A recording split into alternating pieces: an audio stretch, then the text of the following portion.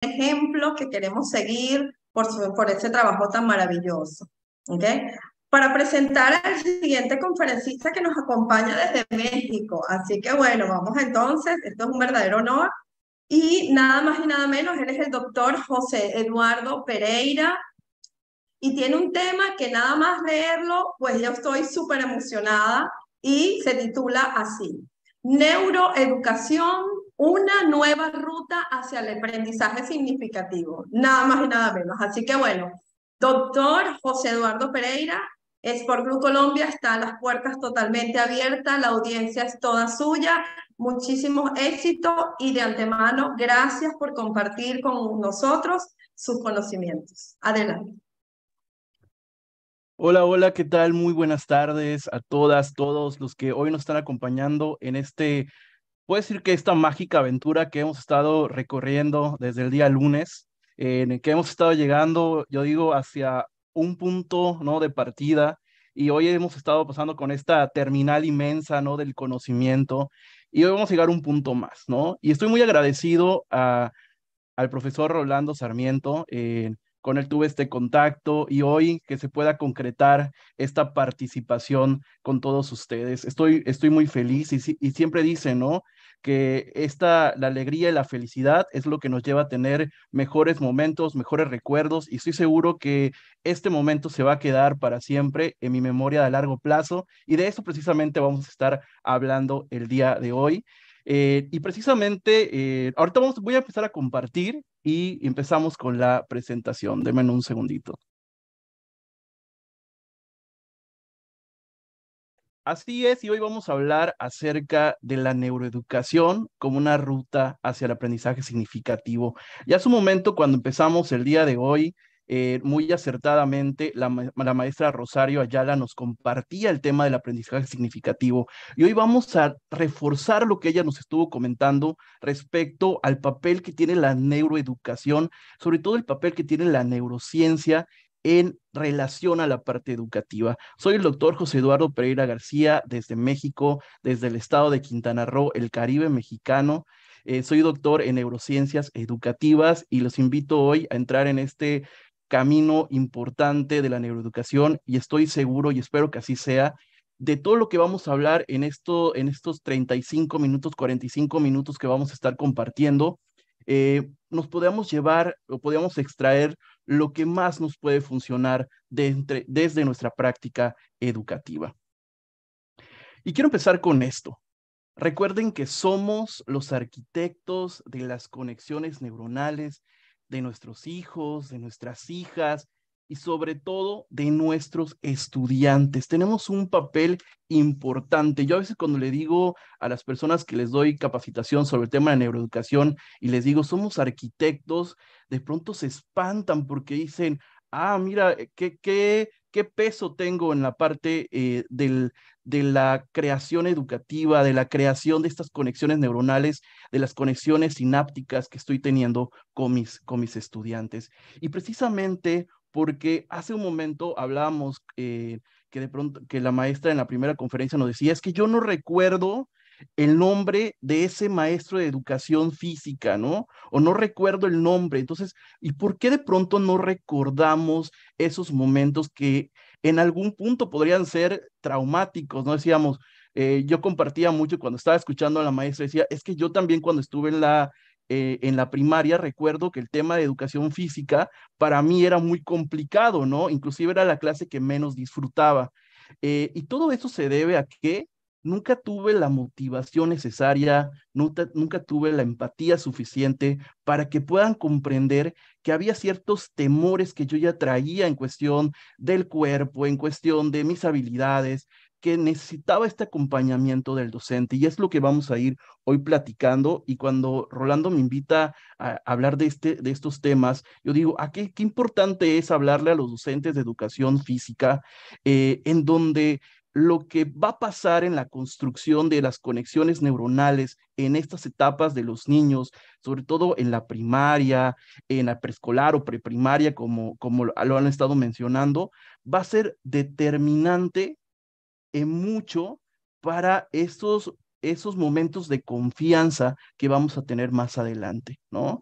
Yo a veces dije, nunca logré jugar fútbol o nunca quise jugar fútbol porque los maestros me decían que era muy malo para jugar fútbol y me hacían a un lado. Entonces, en ese momento yo me creí esta cuestión y lo dejé por un lado. Entonces, vamos a ver qué tan importante es lo que hacemos, lo que decimos y cómo estamos conduciéndonos con nuestros estudiantes. Un poquito para ir viendo algo de lo que vamos a estar hablando y darles un poquito de tecnicismo en esta cuestión y lo vayamos recordando. Vamos a tener en cuenta que tenemos cuatro lóbulos importantes en nuestro cerebro, cuatro lóbulos. Nuestro lóbulo frontal, y ahorita hay una persona que nos está acompañando, que nos está viendo a través de YouTube, que es la doctora Adriana Matadamas, y cuando yo doy capacitación de este tema con ella, siempre me gusta este ejercicio que hace y si ustedes lo pueden hacer en casa, desde donde nos estén viendo, se los vamos a agradecer. Es poder empezar a ubicar nuestros lóbulos, ¿no? Decir, ¿dónde está mi lóbulo frontal? ¿Dónde está mi lóbulo parietal? ¿Dónde está el lóbulo occipital? ¿Dónde está mi lóbulo temporal, ¿no? Entonces vamos a ir ubicando, vamos a poner las manitas ahí en donde están situados. Nuestro lóbulo frontal, que es precisamente el que tenemos aquí, donde estamos, donde está la frente, que es el encargado, ojo, de las funciones más complejas de nuestro cerebro, como cuáles, como el pensamiento o como el aprendizaje. Nuestro lóbulo parietal, que lo podemos situar si ponemos nuestras manos aquí arribita, se encarga de nuestro movimiento, de nuestra orientación, del cálculo, del reconocimiento y qué importante es este lóbulo para lo que ustedes hacen dentro de la educación física y el deporte.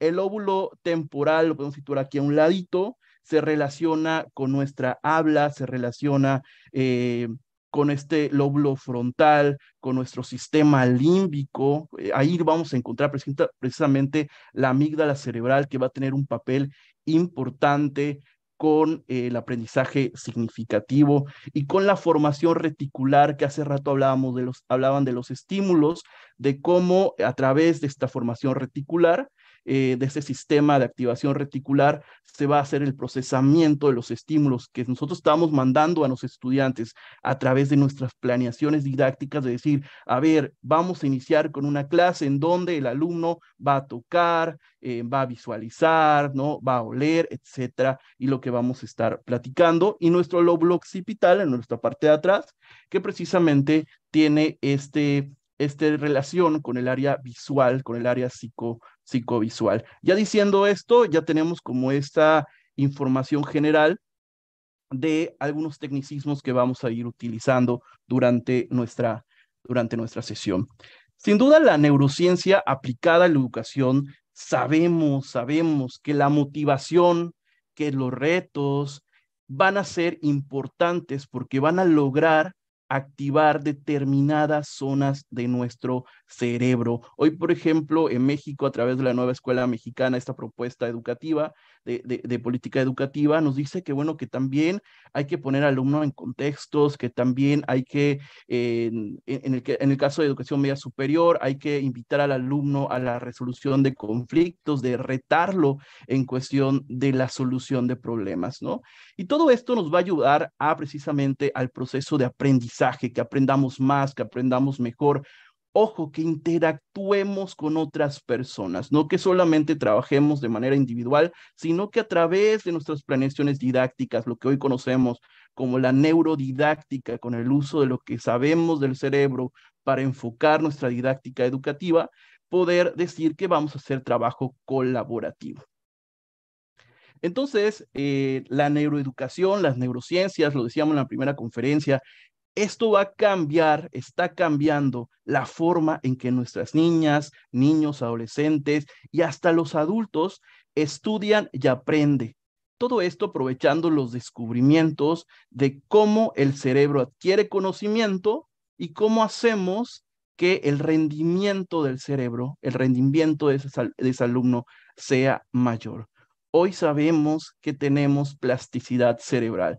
Hoy sabemos que lo que antes hacía o que de pronto se sigue haciendo un poco en donde ese niño que no mostraba capacidades o que no lográbamos ver ese talento para ciertas actividades, lo dejábamos a un lado como caso perdido, ¿no? Que inclusive los directivos decían, pues pónganle 6, ¿no? Pues pásenlo, no, simplemente no puede.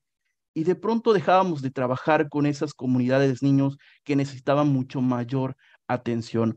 Hoy la neuroeducación, todos los conceptos de la neuroplasticidad nos dicen que podemos hacer cambios, que podemos sumar y que podemos rescatar también a estos niños. Bien, se tiene entonces como prioridad tener presente los periodos atencionales, esos periodos en que nuestros estudiantes prestan atención. Es importante que cuando estamos planeando nos demos cuenta de los periodos atencionales. Ahorita vamos a hablar de los periodos atencionales sobre todo, y cuántos son los periodos dependiendo el nivel de desarrollo, ¿no? Que eso va variando. Muchos nos hablan de 20 minutos. Pero inclusive esos 20 minutos ni siquiera son continuados, va a haber bajas de atención, ¿no? Que entonces podemos utilizar pausas activas, ¿no? Sobre todo en preescolar se utiliza este momento de pausas activas para poder regresar la curiosidad, regresar la motivación, regresar el periodo atencional.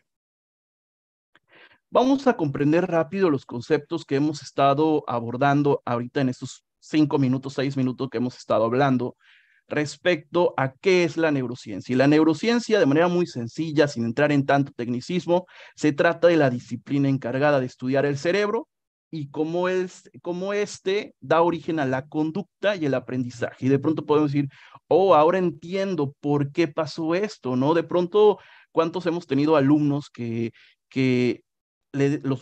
los motivamos, entre comillas, o creemos que los motivamos, pero lo que estamos haciendo es generarles mayor estrés, ¿no?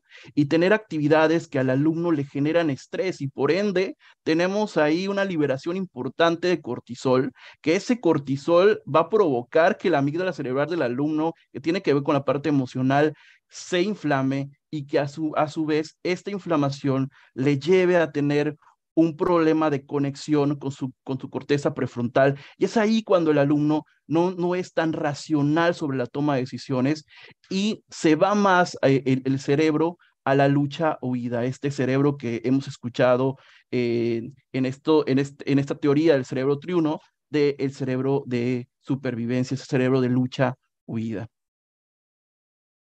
¿Qué es la neuroeducación entonces? Es la relación entre el aprendizaje y enseñanza y las neurociencias. Asimismo, también ha sido considerada una ciencia. Su objeto de estudio es una nueva visión basada en el cerebro. Y esa visión basada en el cerebro que nos va a ayudar a tener mejor rendimiento en nuestra práctica de enseñanza. Y el aprendizaje significativo, nos lo han dicho en otros momentos, lo hemos estado hablando durante este congreso, es un proceso que engloba la dimensión, ojo, ¿qué dimensión? Emoción, motivación y cognitiva de la persona. Emoción, motivación y cognitiva de la persona. Y ahorita que veamos el proceso del neuroaprendizaje, el proceso de la neuroeducación, nos va a agarrar más, vamos a agarrarle más importancia a estos puntos emocionales, motivacionales y cognitivos. Este tipo de aprendizaje, el estudiante utiliza sus conocimientos previos para adquirir nuevos conocimientos. Lo han estado comentando en las últimas 3 conferencias que hemos estado escuchando. Este proceso se da precisamente cuando el nuevo contenido se relaciona con nuestras experiencias vividas y otros acontecimientos adquiridos con el tiempo. Nadie llegamos en cero. No quiere decir que toda la información que sabemos al día de hoy es correcta, pero cuando nosotros recibimos una nueva información, cuando ustedes están recibiendo en este momento una nueva información, podemos compararlo con lo que ya sabemos. Podemos hacer una comparación y decir, lo que está diciendo el doctor Pereira me sirve, lo que está diciendo el doctor Pereira no me sirve. Yo considero que no es así, ¿no? Pero eso es lo que nos lleva al aprendizaje significativo, de cuál es la importancia y cuál es la dimensión que le vamos a dar a esa información que estamos recibiendo. mucho hemos estado hablando de los niños, de las niñas, y aquí podríamos hacer podemos hacer un foro para cada tema que podamos desarrollar, pero vamos a hablar del cerebro infantil, porque el cerebro infantil tiene una tarea importante en la construcción neuronal. Las neuronas realizan mucho más conexiones en el momento del desarrollo infantil que en un cerebro adulto. Y ojo, para el cerebro infantil es importante, es muy importante el ambiente, un ambiente donde el niño, la niña, el adolescente se siente seguro, se siente cómodo, se siente que no existe riesgos a su alrededor, ¿no? Y eso va a dar sin duda lugar a un aprendizaje más rápido, más significativo. Los estoy siguiendo también, he querido seguirlos a través del chat del YouTube, de la transmisión en vivo, para ver algunos comentarios que van haciendo y poderlos meter también durante esta plática que les estoy dando. Y precisamente leía mucho que comentaban acerca del juego, ¿no? El niño, por su naturaleza, juega, ¿no? El niño lo que quiere cuando va a la escuela, cuando está en la preprimaria, en el preescolar, en la primaria, lo que quiere es jugar, ¿no?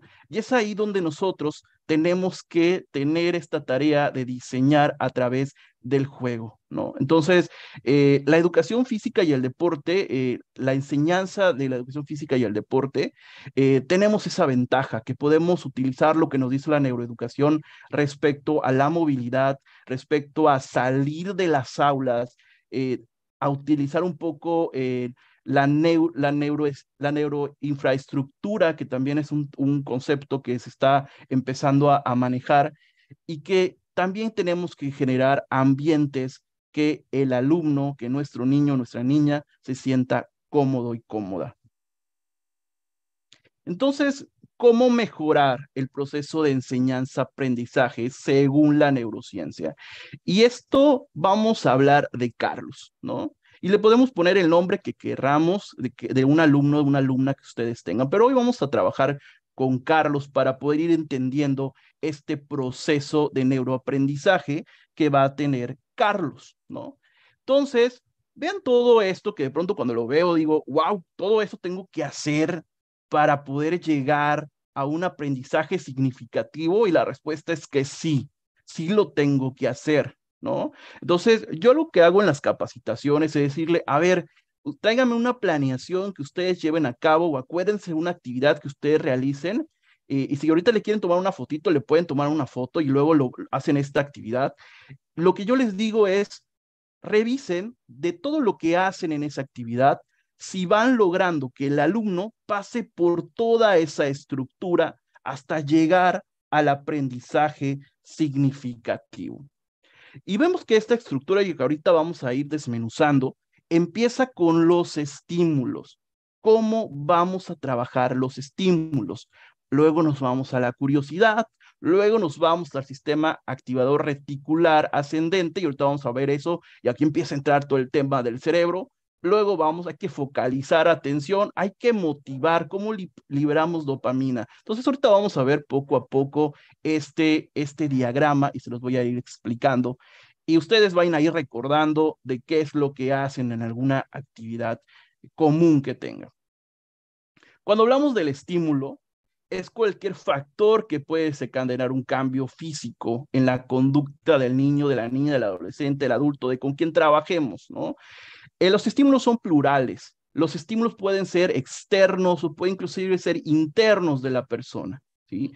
Normalmente, hablando de los estímulos, vamos a hablar de los sentidos. Cuando estamos en clase, eh, muchas veces utilizamos algunos de los estímulos. No tendemos a ser multisensoriales en nuestra práctica, en nuestra planeación educativa. ¿Cuáles son los más utilizados? Pues la parte auditiva, el sentido auditivo, ¿sí? La visión, que son normalmente cuando hacemos una didáctica, son los que nos enfocamos. Muy pocas veces usamos el olfato, el tacto, el gusto, que podríamos utilizar, lo que podríamos ser, porque la neuroeducación nos dice, hay que ser creativos, ¿no?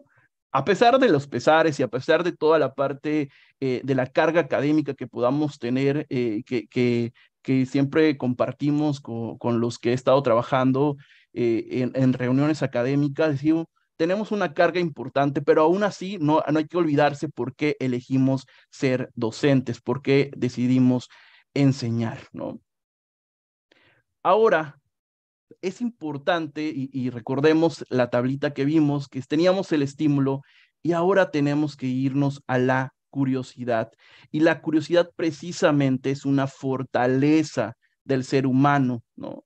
Que se puede considerar como un interés por vivir experiencias, una capacidad de encontrar cosas, explorar y descubrir.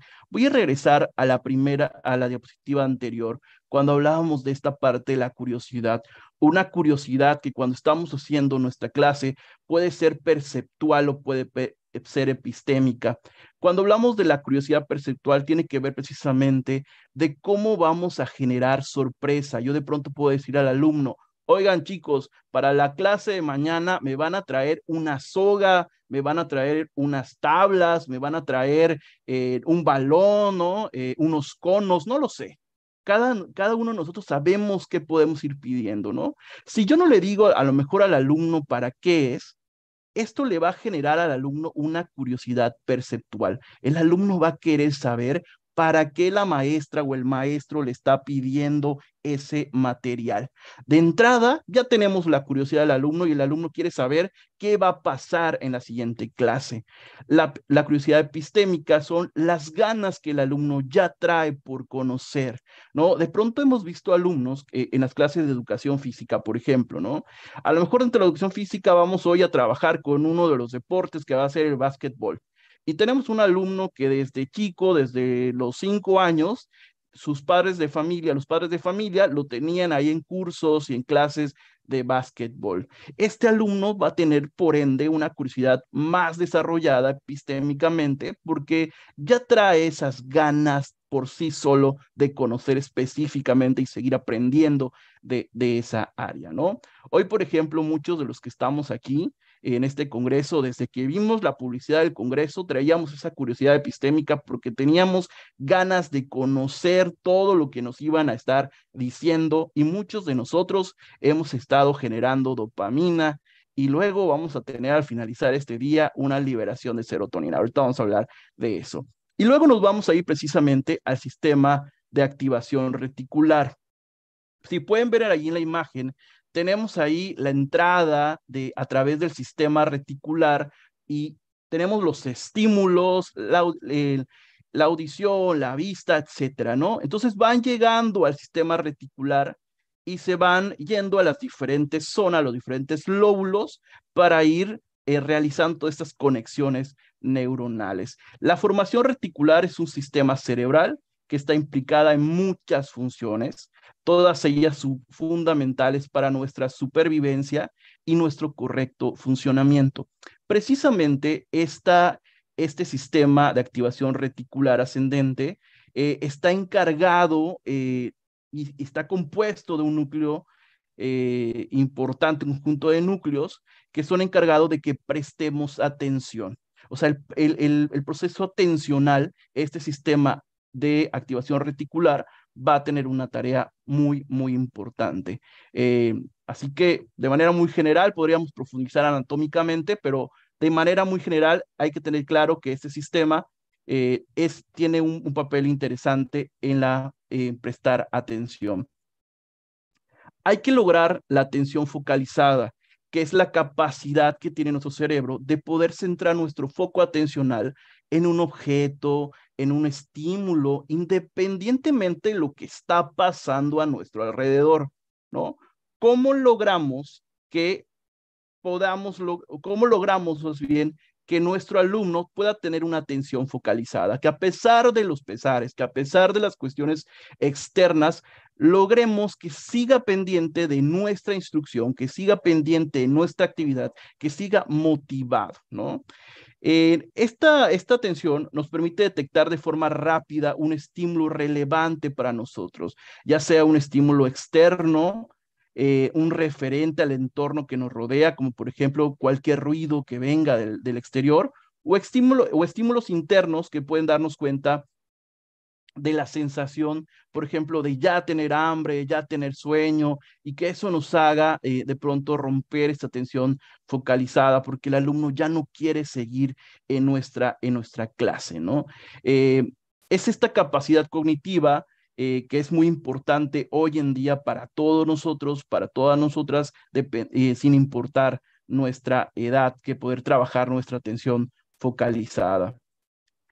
Y este punto para mí es muy necesario, muy importante que lo abordemos, porque es precisamente la motivación. En esta parte de la motivación vamos a lograr eh, la generación de este neurotransmisor tan importante para el aprendizaje. Sí, lo tenemos que escribir ahí en letras mayúsculas, la dopamina. Sí. Es un neurotransmisor precisamente que nos hace capaces de mantener el tiempo y focalizar la atención, ¿sí? Haciendo posible la existencia de la llamada memoria a largo plazo que da lugar al aprendizaje, ¿sí? Tenemos que lograr llegar a una memoria de largo plazo.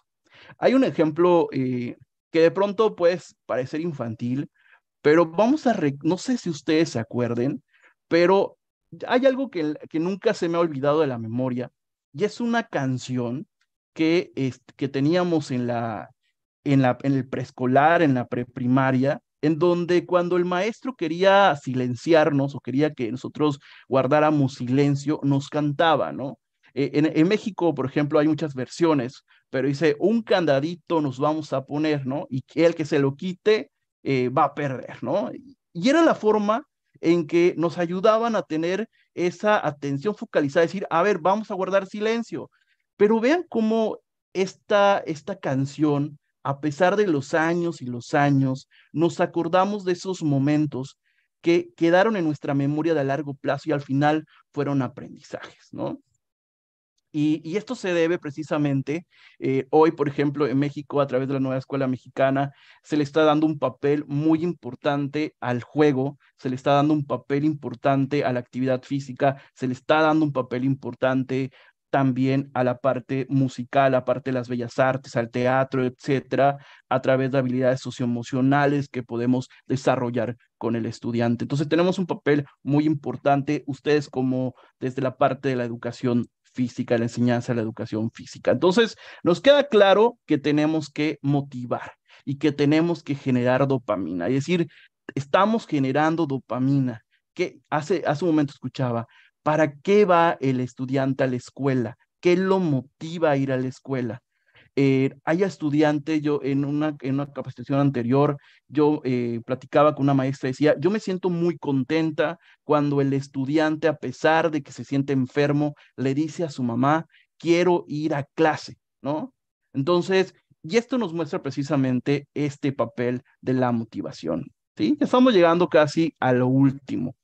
La atención hace referencia al estado de observación y de alerta que nos permite tomar conciencia de lo que ocurre a nuestro entorno, ¿sí? En otras palabras, la atención es la capacidad de generar, dirigir y mantener un estado de activación adecuado para el procesar esa información. Ahorita, por ejemplo, de pronto la tecnología nos ayuda en algo y nos perjudica en otras cosas. Estamos en la conferencia y yo estoy en mi proceso atencional, me está gustando la conferencia mucho, o a lo mejor no me está gustando tanto, pero estoy pendiente en qué momento puedo discernir de la información que me están dando, ¿no? Pero eso me está llevando precisamente a captar la atención, estar en un estado de observación. ¿Y qué le hace al cerebro? Que está procesando de manera correcta esa información, ¿sí? Entonces está haciendo un proceso mental en donde está analizando todo lo que estamos escuchando, pero para que lo pueda analizar, le tiene que interesar, porque el cerebro también discrimina.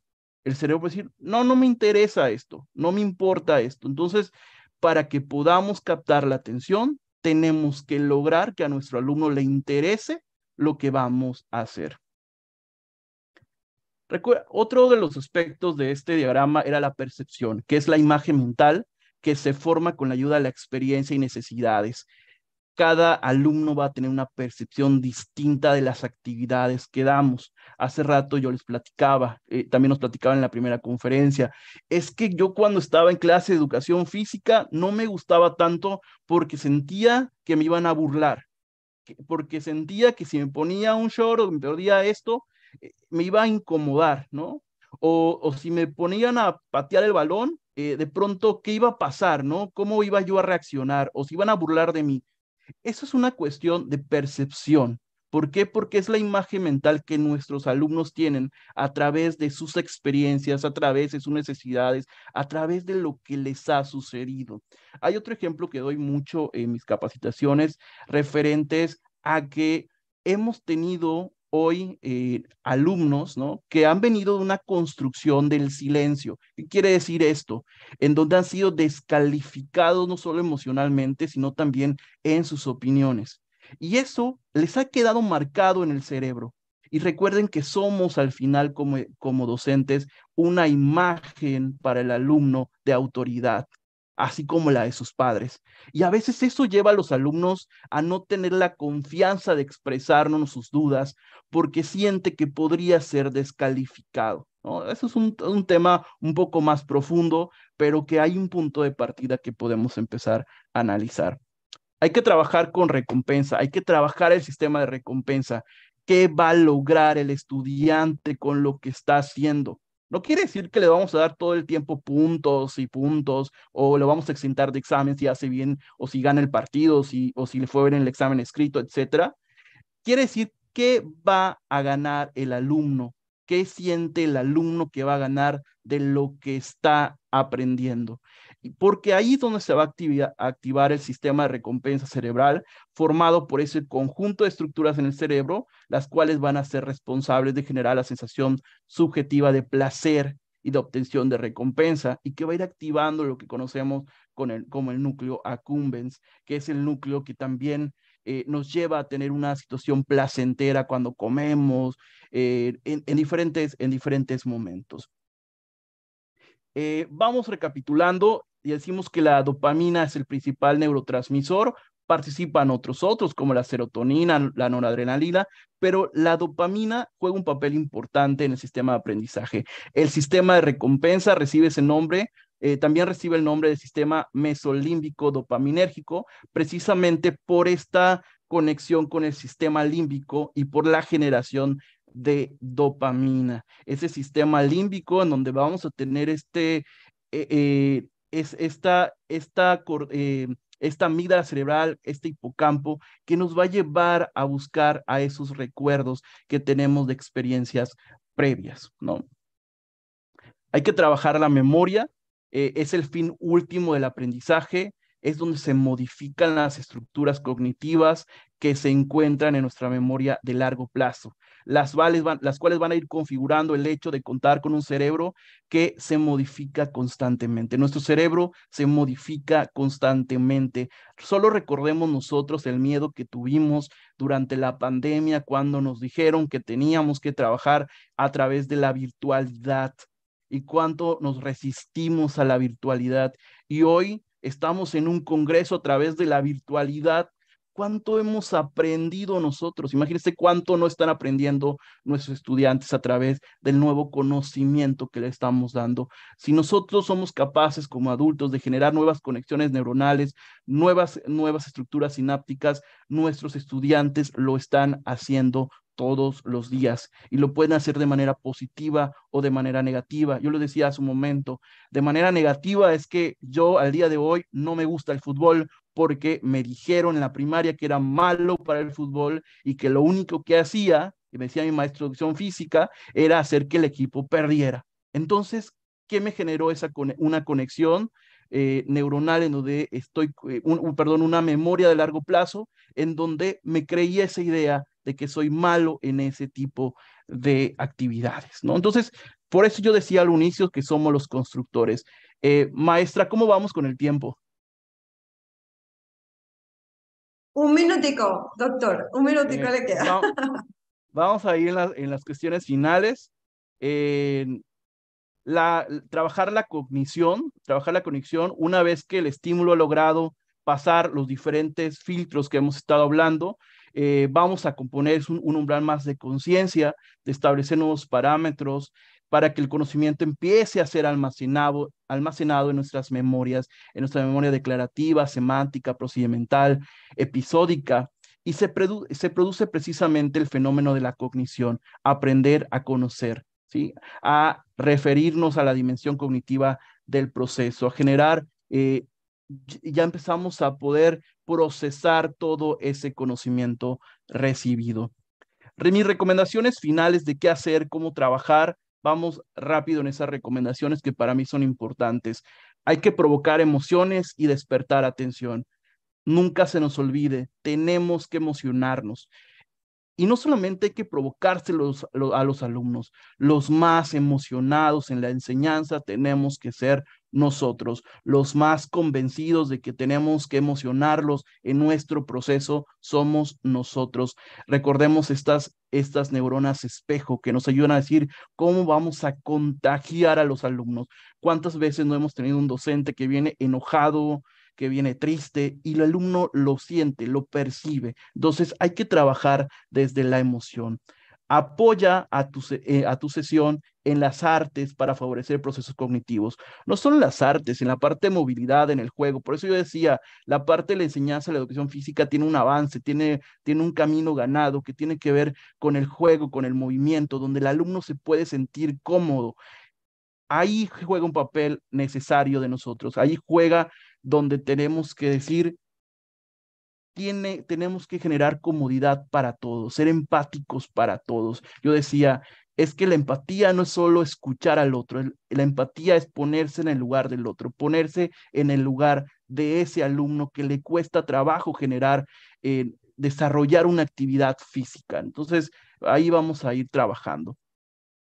Convierte el aula en una pequeña comunidad de aprendizaje, trabaja de manera colaborativa, genera espacios cómodos, genera espacios en donde logremos que no haya un nivel importante de estrés y puede no haberlo mejor, ¿no? Tenemos que generar experiencias multisensoriales, ¿sí? Y tenemos que invitar al contacto, la naturaleza, tenemos que salir del aula, tenemos que estar en los campos, tenemos que estar en contacto con las áreas que tenemos en los colegios. Propicia que los estudiantes utilicen el movimiento para aprender. Entonces, ahí ya tenemos ganado nosotros desde la educación física y el deporte el movimiento para el aprendizaje que nos dice la neurociencia educativa que tenemos que hacer. Y quiero terminar con esto. El cerebro solo aprende si hay emoción. Los niños, las niñas solo aprenden de las personas, de los docentes que les gusta, que los hace sentir cómodos.